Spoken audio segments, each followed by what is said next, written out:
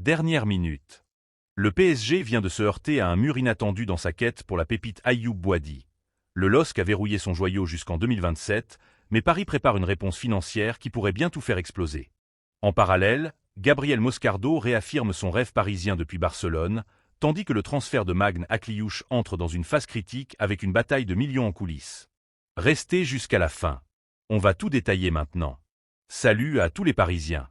Abonnez-vous si c'est votre première fois ici et activez la cloche des notifications pour ne rien rater de l'actualité mercato du club de la capitale. Lâchez un gros like pour soutenir le travail. Merci beaucoup.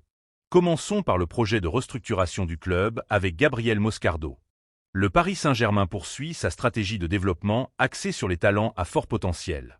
Le club de la capitale, fort de ses récents succès sur la scène continentale, affine sa gestion de l'effectif pour permettre à ses jeunes pousses de s'aguerrir dans des championnats exigeants.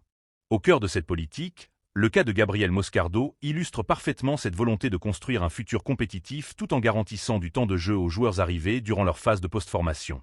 Après une saison d'adaptation au Sporting Braga, le milieu de terrain brésilien franchit une nouvelle étape en rejoignant le RCD espagnol de Barcelone. Le communiqué officiel du club est sans équivoque.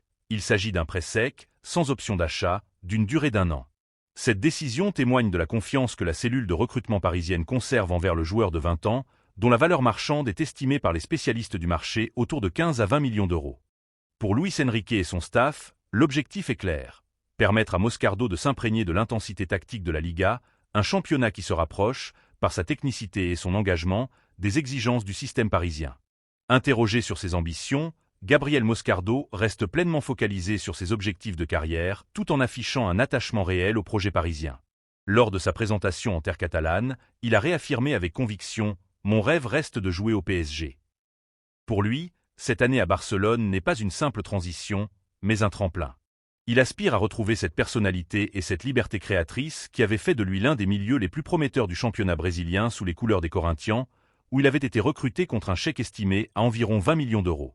Sur le plan économique, cette gestion du dossier Moscardo est cruciale. En ne fixant pas d'option d'achat pour l'Espagnol, le PSG garde la mainmise totale sur le devenir de son joueur. Si le milieu réalise une saison pleine en Espagne, sa cote pourrait grimper en flèche. Un retour dans l'effectif parisien à l'été 2027 lui permettrait de s'inscrire dans la rotation du milieu de terrain, une zone où le club cherche constamment à injecter du dynamisme pour pallier les cadences infernales imposées par les compétitions européennes et nationales. Pourtant, le joueur laisse la porte ouverte à toutes les éventualités, conscient que le football de haut niveau exige une adaptabilité constante. S'il ne ferme aucune porte, notamment concernant un possible avenir prolongé à Barcelone en cas d'accord mutuel, son discours reste empreint de maturité. Il sait qu'en signant à Paris, il s'est engagé dans l'un des clubs les plus exigeants au monde. Son passage sous le maillot blanc et bleu de l'Espagnol sera scruté à la loupe par les observateurs parisiens. D'un point de vue tactique, Luis Enrique apprécie les profils capables de couvrir énormément de terrain tout en conservant une grande propreté technique dans la première relance. Si Moscardo parvient à démontrer, semaine après semaine en Liga, qu'il a franchi ce palier physique indispensable, il deviendra alors une solution crédible pour densifier l'entrejeu parisien. Pour le PSG, cette stratégie de prêt est un pari gagnant.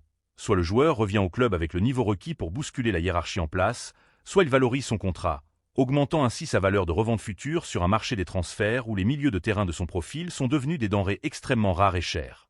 L'avenir dira si cette saison espagnole sera le déclic définitif que tout le monde attend pour ce jeune prodige à Auriverde. Passons désormais à une autre priorité offensive du club. La stratégie de recrutement du Paris Saint-Germain pour cet été prend un virage décisif, tourné vers la confirmation des talents du championnat de France. Après les succès retentissants de Bradley Barcola et de Désiré Doué, le club de la capitale s'apprête à frapper un nouveau grand coup. La priorité est claire, restructurer le secteur offensif suite aux départs actés de Gonzalo Ramos et de Kang In-lee. Pour insuffler une nouvelle dynamique au système tactique de Luis Enrique, la direction parisienne a fait de Magne Akliouche son objectif numéro 1. À 24 ans, le milieu offensif de l'AS Monaco est devenu une véritable obsession pour la cellule de recrutement parisienne. Selon les indiscrétions rapportées par Fabrice Hawkins sur RMC, le dossier a franchi un cap majeur ces derniers jours. Les discussions ne sont plus au stade de la simple prise de contact, mais bien dans une phase de négociations actives. Il faut dire que le joueur a manifesté une volonté ferme de rejoindre le projet parisien, lui qui était déjà sur les tablettes du club l'été dernier, avant que l'embouteillage dans le secteur offensif ne repousse l'échéance. Aujourd'hui, avec la libération d'espace stratégique dans l'effectif, la voie semble enfin libre. Cependant, attirer un profil de cette envergure nécessite des arguments financiers solides. Fabrizio Romano, référence absolue sur le marché des transferts, confirme que l'accord avec le joueur ne constitue pas le point de blocage. Le talent monégasque a déjà validé les contours d'une arrivée au Parc des Princes. Le défi réside désormais dans la finalisation d'un terrain d'entente avec l'AS Monaco. Le club de la Principauté, bien au fait des ambitions du joueur, ne compte pas brader son joyau. D'après les dernières informations, l'ASM a déjà repoussé 2 offensives parisiennes. Monaco joue la montre, espérant faire monter les enchères en attirant l'attention de courtisans issus de Premier League, où la puissance financière pourrait faire basculer le dossier à plus de 60 ou 70 millions d'euros. Pour le PSG, l'enjeu est double, sportif et économique. Recruter à Cliouche, c'est s'offrir un joueur capable d'évoluer dans les demi-espaces, une zone cruciale dans le 4-3-3 ou le 3-4-3 de Luis Enrique. Avec une valeur marchande qui ne cesse de grimper sur le marché européen, sécuriser à Cliouche dès cet été permettrait au PSG d'anticiper les prochaines évolutions de son effectif. L'objectif de Nasser Al-Khelaifi et de Luis Campos est de construire une équipe moins dépendante des individualités et plus axée sur un collectif capable d'absorber les départs, même ceux de cadres importants. Il ne faut pas oublier que le PSG doit également composer avec la gestion des salaires, où chaque arrivée doit correspondre à une restructuration globale de la masse salariale. Le départ de Kang-In Lee vers l'Espagne, qui devrait générer une plus-value confortable pour le club parisien, offre cette marge de manœuvre nécessaire pour investir massivement sur un profil comme celui d'Akliouche. Le dossier est brûlant, et la détermination affichée par Luis Enrique, qui réclame des profils techniques de haut niveau pour maintenir le PSG sur le toit de l'Europe, laisse penser que l'issue est proche. Les prochains jours seront décisifs. Monaco tente de maintenir le suspense pour maximiser le retour sur investissement, mais la volonté du joueur pourrait rapidement faire pencher la balance en faveur d'un transfert vers Paris. Le mercato parisien est en pleine ébullition, prouvant une fois de plus que le club ne compte pas lésiner sur les moyens pour rester compétitif sur tous les tableaux, en France comme à l'échelle continentale. Avant de passer au dossier le plus brûlant, je veux voir combien d'entre vous sont encore là. Lâchez un énorme pouce bleu sur cette vidéo. Je compte sur vous. On enchaîne avec le cas Ayoub Boadi. Le mercato estival du Paris Saint-Germain est officiellement lancé sur des bases records. Après avoir soulevé une 2e Ligue des Champions consécutive, le club de la capitale ne compte pas se reposer sur ses lauriers. Sous la direction tactique de Luis Enrique, les dirigeants parisiens cherchent activement à régénérer un effectif déjà au sommet du football européen, avec des manœuvres financières d'envergure qui confirment les ambitions démesurées de QSI. Le premier dossier majeur concerne le départ imminent de Kang-In Lee. Selon les informations relayées par l'AFP et confirmées par la presse sud-coréenne et espagnole, l'international sud-coréen est en route pour l'Atlético de Madrid. Cette opération devrait rapporter environ 40 millions d'euros au PSG. Un montant composé d'une base fixe de 35 millions d'euros assorti de 5 millions de bonus. Pour le club parisien, cette vente est une opération comptable excellente. Elle représente plus du double du montant investi lors de son arrivée en 2023. Kang-In Lee, bien que technique, n'est jamais parvenu à s'imposer comme un titulaire indiscutable dans un milieu parisien ultra concurrentiel. Son retour en Espagne, dans un système plus physique prôné par Diego Simeone, semble être une opportunité idéale pour sa carrière. Pour compenser ce départ et apporter du sang neuf, Paris a ciblé une pépite du football français, Magne Akliouche.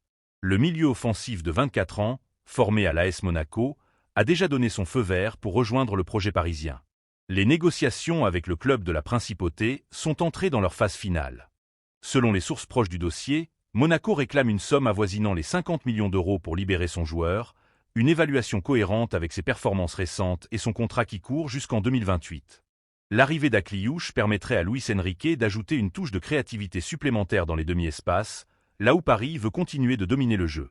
Enfin, un nom cristallise toutes les attentions, Ayoub Boadi. Le jeune milieu de terrain lillois de 18 ans, véritable révélation de la Coupe du Monde 2026 sous les couleurs du Maroc, est devenu l'objet de toutes les convoitises. Si le PSG suit son évolution avec une attention toute particulière, la tâche s'annonce herculéenne. Le LOSC, conscient de détenir un diamant brut, a verrouillé sa situation contractuelle en prolongeant son bail jusqu'en 2029, selon les communications officielles du club nordiste. Le président du LOSC, Olivier Létang, a d'ailleurs fait monter les enchères de manière spectaculaire dans les médias, évoquant des montants dépassant les 100 millions d'euros pour entamer toute discussion.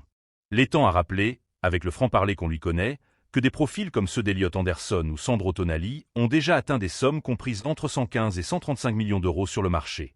Pour le PSG, recruter Boadi reviendrait à réaliser l'un des transferts les plus onéreux de l'histoire du football français. Lille semble espérer conserver son joyau une saison supplémentaire avant d'envisager une sortie en 2027. Mais dans le monde du football de haut niveau, une offre qualifiée des « extraordinaires » pourrait bouleverser toutes les planifications lilloises. Le mercato parisien est donc à un tournant, entre confirmation stratégique et investissement record pour rester, année après année, sur le toit de l'Europe. Ton commentaire est très important pour nous. Dites dans les commentaires. Pensez-vous que le PSG doit payer plus de 100 millions d'euros pour arracher Ayoub Boadi au LOSC dès cet été, ou est-il préférable d'attendre 2027? N'oubliez pas de vous abonner à la chaîne pour suivre en exclusivité l'actualité mercato des Parisiens, de liker et de partager la vidéo pour soutenir la chaîne. Merci beaucoup.